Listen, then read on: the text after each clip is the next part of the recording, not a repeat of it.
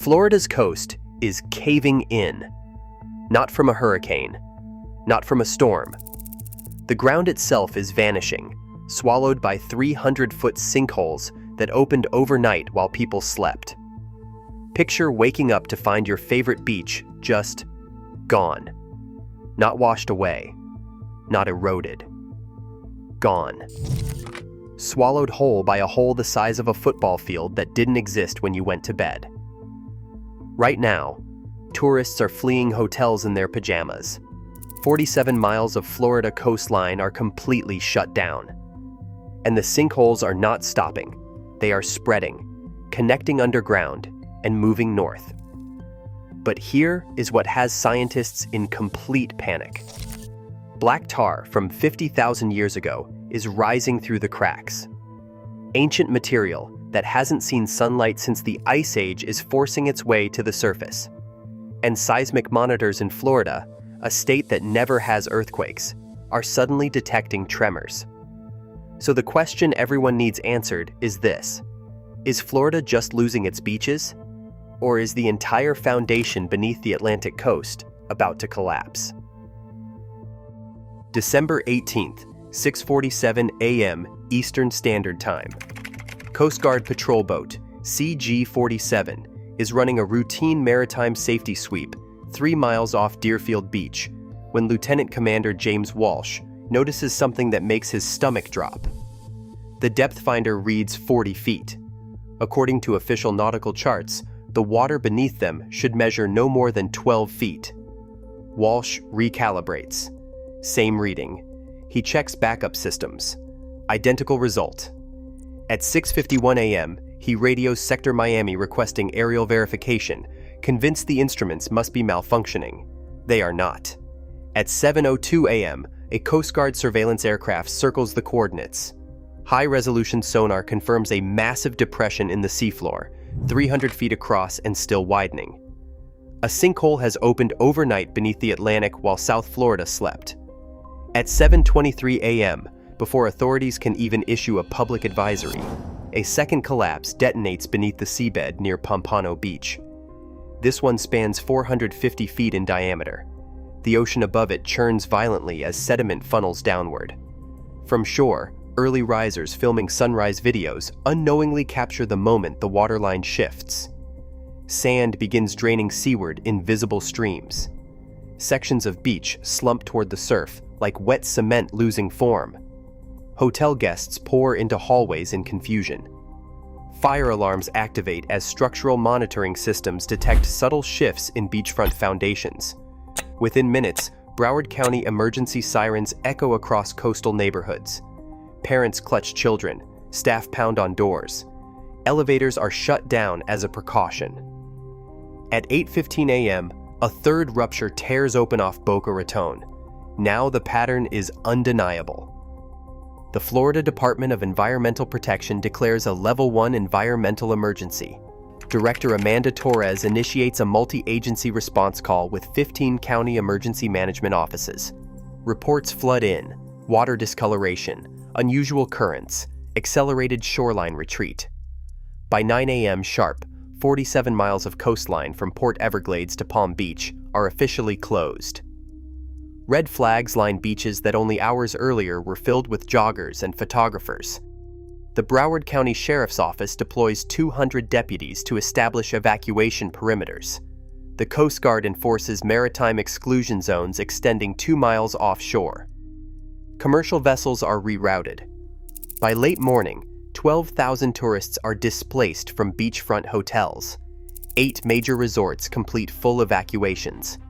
Emergency shelters open in Fort Lauderdale and West Palm Beach.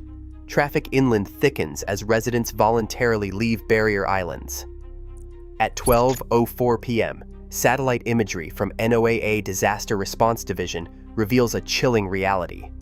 23 distinct underwater sinkholes now scar 15 square miles of ocean floor. Some continue expanding in real time.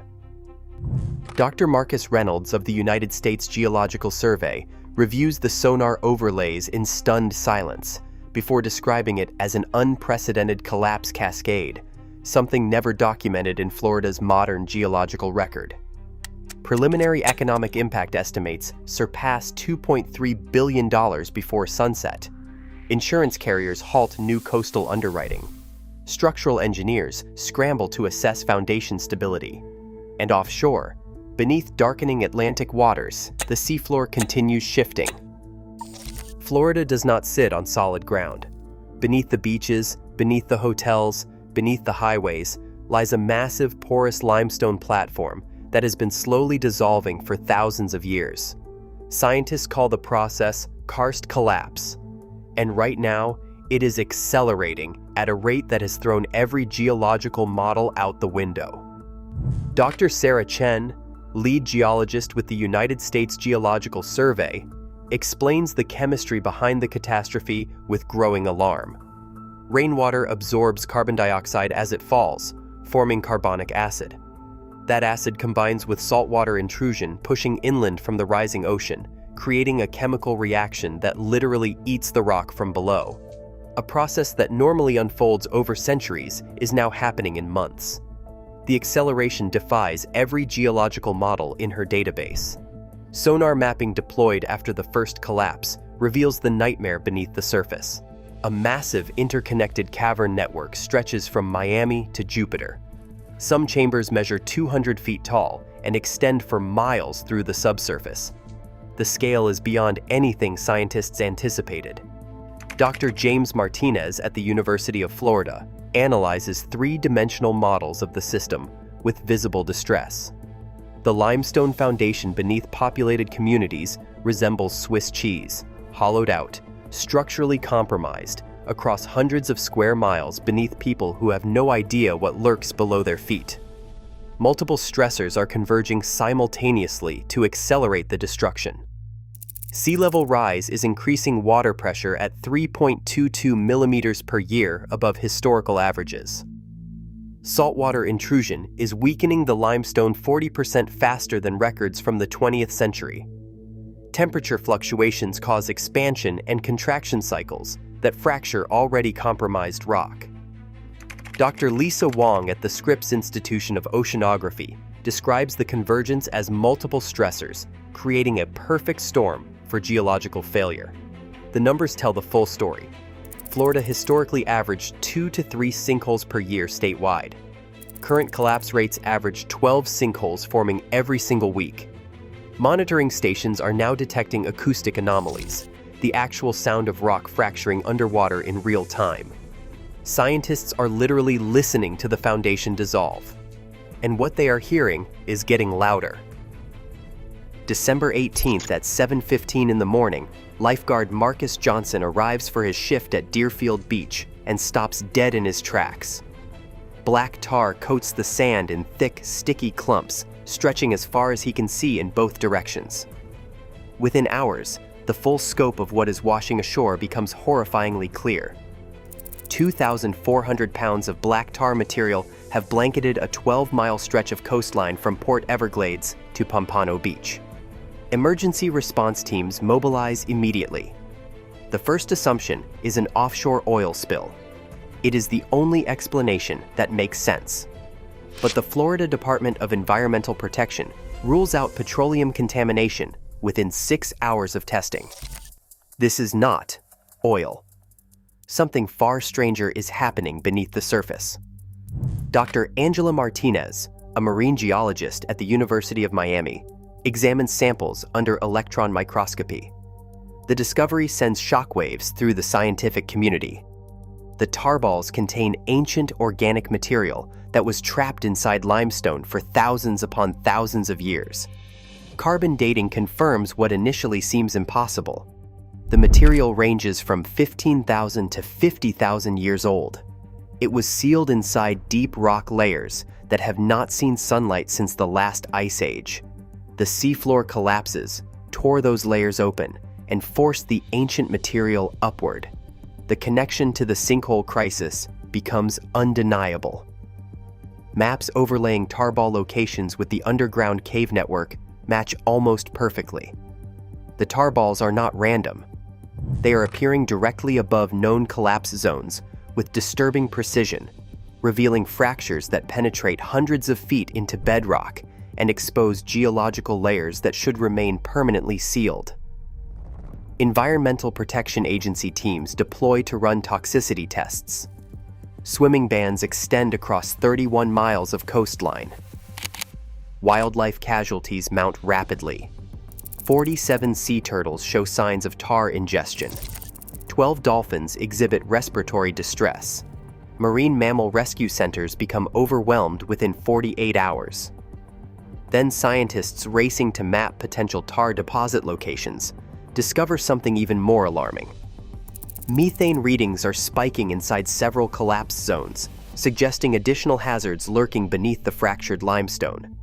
If material buried for 50,000 years is forcing its way to the surface right now, the question nobody can answer is this: what else is down there waiting to come up? Maria Martinez clutches her 8-year-old daughter Sophia's hand as they stand outside their family restaurant in Pompano Beach. For 18 years, this beachfront property represented 3 generations of dreams built on Florida sand. Her parents opened the restaurant before she was born. She grew up inside those walls. Sophia has never known a home without it. On the morning of December 18th, everything changes. Foundation cracks appear overnight, spreading across the walls like spider webs. By the time Maria notices them at dawn, they are already too wide to ignore. The building inspector arrives at 9:47 a.m. and delivers the verdict without softening it. The structure is compromised due to ground subsidence. Evacuate immediately. Maria grabs 3 suitcases and the family photo albums. The restaurant is valued at $2.8 million and carries insurance that specifically excludes ground collapse. As they drive away, Sophia presses her face against the car window. "When can we go home, Mama?" The human devastation extends far beyond one family. Highway A1A develops stress fractures near Deerfield Beach that were not there 72 hours earlier. Florida Department of Transportation engineers measure 6 inches of subsidence across a 3.2-mile section of roadway. The highway closes to all traffic. 45,000 daily commuters reroute through residential neighborhoods, never designed for that volume. Emergency repair estimates reach $89 million, but engineers quietly acknowledge that no repair will hold on ground that continues to collapse beneath it. High-rise evacuations begin after midnight. Ocean View Towers, a 22-story building housing 340 residents, shows foundation movement detected during emergency inspections. A mandatory evacuation order is issued at 11:47 p.m. Residents are given 2 hours to pack essentials.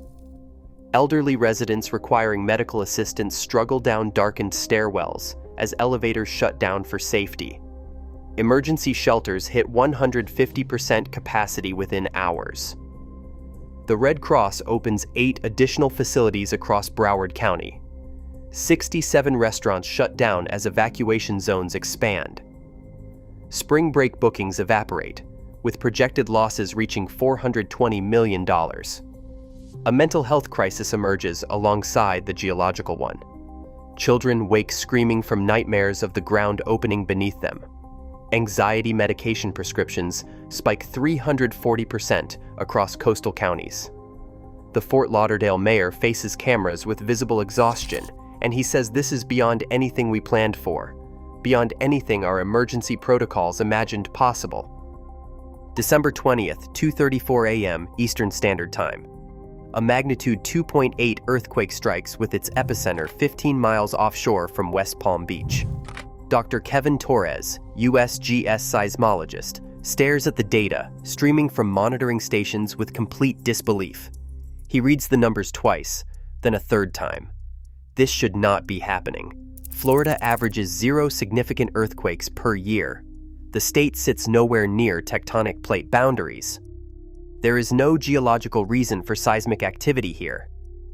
None. Yet this month alone, seismic monitors have recorded 17 detectable tremors across the region. A magnitude 2.5 earthquake struck near Panama City earlier in the week.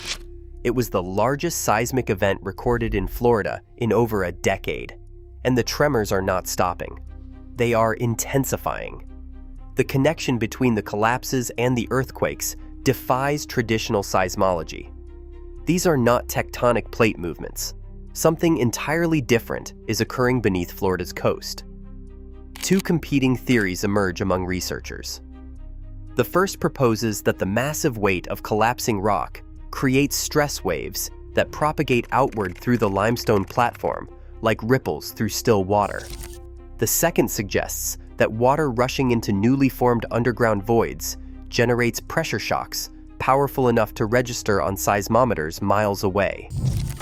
Dr. Rachel Kim at Caltech reviews the seismic signatures with growing alarm. We are observing new phenomena that earthquake science cannot fully explain. Emergency response moves fast. 40 temporary seismometers are installed along 100 miles of coastline within 48 hours. Real-time data streams directly to USGS headquarters in Golden, Colorado. What the sensors detect is deeply unsettling. Continuous micro-tremor activity pulses through the ground without stopping, suggesting progressive collapse spreading steadily through interconnected cave systems beneath the surface. The pattern is moving northward at 3 miles per day. Tremors register in Miami, 85 miles south of the primary collapse zone. Residents in Jacksonville, 180 miles to the north, report feeling unusual vibrations. Georgia places its monitoring systems on high alert. South Carolina requests federal assistance for immediate geological assessment. Computer simulations project the worst-case scenario in numbers that nobody wants to say out loud. If multiple cave systems fail simultaneously, models show potential for magnitude 5 earthquakes, in a state that was never supposed to have earthquakes at all. Limestone does not care about state lines. The same geological platform that is collapsing beneath Florida's coast does not stop at the Georgia border, and it does not stop at South Carolina. It stretches continuously northward for 1,200 miles, running beneath the entire Atlantic coastal plain all the way to New Jersey. And every state sitting on top of it is now paying very close attention. Georgia sits on identical porous limestone. Jekyll Island reports minor subsidence detected in 3 separate locations within days of Florida's first collapse. Tybee Island records unexplained beach erosion accelerating beyond anything in its historical measurements. The Georgia Department of Natural Resources deploys emergency survey teams to barrier islands within 72 hours, finding conditions that mirror the early warning signs Florida ignored for years. South Carolina contains karsted topography riddled with underground voids. The governor requests immediate federal geological assessment. North Carolina's Outer Banks show early warning signs that scientists previously dismissed as normal coastal erosion. They are no longer dismissing them. USGS expands its seismic and ground monitoring networks across 6 states simultaneously. Dr. Michael Torres at Duke University presents the domino effect theory with supporting data that alarms coastal researchers across the country. Florida's collapse is not an isolated event. It is creating regional destabilization through interconnected geological systems that cross state boundaries invisibly. Pressure changes deep inside the Florida aquifer are altering groundwater flow patterns hundreds of miles from the original collapse zone. The aquifer system itself extends from southern Alabama all the way to South Carolina, connecting the fates of millions of people who never considered themselves part of Florida's crisis. The economic implications are staggering. Atlantic coast tourism generates $186 billion annually across the affected states. Real estate values in 15 coastal counties alone total $2.4 trillion in assessed property. Federal Reserve economists are quietly running scenarios in which the spreading collapse triggers a financial catastrophe that dwarfs the 2008 housing crisis. Lloyd's of London moves fast. The insurance giant reclassifies the entire Atlantic limestone coast as extreme risk, essentially uninsurable under traditional coverage models. the global financial system is beginning to price in a possibility that most Americans have not yet been told. The ground beneath the most valuable coastline in the world may be fundamentally, permanently compromised. December 19th, Governor Ron DeSantis stands on the steps of the Capitol in Tallahassee and declares a statewide emergency. The formal request submitted to the White House demands $12 billion in federal disaster relief. It is the largest single-state FEMA request in history outside of hurricane season. The Florida National Guard receives mobilization orders for 4,200 personnel, the largest domestic deployment the state has ever authorized. Troops establish checkpoints, coordinate evacuations, and patrol closed beaches to prevent anyone from entering collapse zones that are still actively forming. The congressional battle erupts within hours. House Republicans question the emergency allocation during appropriations hearings, arguing that decades of unchecked coastal development created the vulnerabilities that taxpayers are now being asked to fund. Senate Democrats push for immediate approval without conditions, warning that American citizens are losing their homes and livelihoods, while Washington calculates political advantage. The debate over climate change's role in accelerating the collapse paralyzes legislative action completely. Senator Marco Rubio faces cameras with visible frustration. People are losing their homes while Washington plays politics. FEMA is already stretched to its limits. The agency deployed thousands of personnel to California's catastrophic floods just weeks earlier. Administrator Diane Crisell delivers a stark warning to Congress. FEMA cannot maintain the current operational pace without immediate additional funding, and emergency reserves are depleting at rates the agency has never sustained before. The insurance industry moves toward systemic collapse. Citizens Property Insurance, Florida's state-backed insurer of last resort, faces insolvency as claims exceed $18 billion in the first week alone. Private carriers begin canceling 340,000 policies across coastal counties, citing ground collapse exclusions buried deep in policy fine print that most homeowners never read. Families open their insurance documents and discover their coverage specifically excludes the exact disaster destroying their properties. Property markets freeze instantly. Coastal real estate sales drop 91%. Mortgage lenders refuse new loans within 10 miles of any documented sinkhole. $67 billion in assessed property value disappears from tax rolls within 2 weeks. Tourism losses reach $43 billion annually. 340,000 jobs across Florida's service economy are now directly threatened. The political calculus is brutal and unavoidable.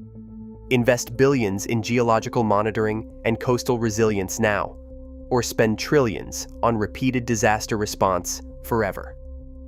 1 week after Lieutenant Commander James Walsh radioed in coordinates that made no sense off Deerfield Beach, Florida's coastal crisis shows no signs of ending. The numbers tell a story of destruction that is still being written. 47 miles of coastline remain closed to the public. 23 documented sinkholes scar the seafloor across 15 square miles. Damage estimates exceed $25 billion and climb higher with every passing day. 78,000 residents remain displaced from their homes, sheltered in facilities that were never designed for long-term occupation. The seismic tremors continue spreading northward at 3 miles per day. Scientists track the progression with growing unease as vibrations register in states that never once prepared for geological instability. Georgia, South Carolina, North Carolina. Each state watching Florida and quietly asking the same question about its own coastline. Recovery operations face a grim reality that has no precedent in American disaster response. Unlike hurricanes, which arrive violently and then pass, leaving damage that can be cleared and rebuilt, the sinkholes represent ongoing geological failure with no identifiable endpoint. Engineers cannot rebuild on ground that continues to collapse beneath the foundations. Insurance cannot cover losses that policies specifically exclude.